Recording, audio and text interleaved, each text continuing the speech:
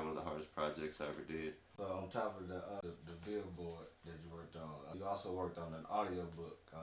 How was working on an audiobook different from mixing music? That was Chip Franks, yes sir. It was definitely a challenge.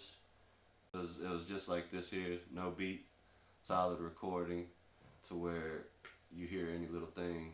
So like that was, I had my boots soundproofed and everything, but you'll still get like a loud motorcycle go down the road or something, and we'll be in here like reading, recording. So like it was little things like that that kind of made it a challenge. And that's why I was real grateful for Chip for allowing me to do the project, even knowing like I wasn't on that same status as him at the moment.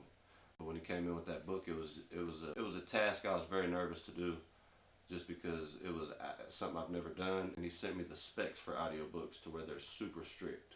Room noise, everything is so critiqued to where I'm like, okay, I can handle this. And I get all the way through the recording. I got all the way through the recording, about 40 hours of recording. It was over 100 chapters, over 1,000 pages. And that's whenever he's like, okay, man, we need to get to the editing.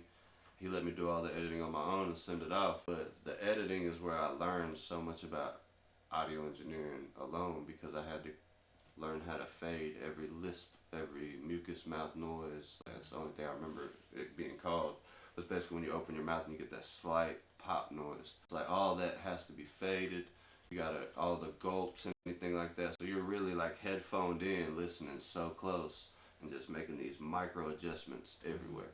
To where like when you look at the session, it's just one long audio file and it's just cut fade, cut fade, cut fade, cut fade, cut fade, to where everything's kind of coming in smoothly.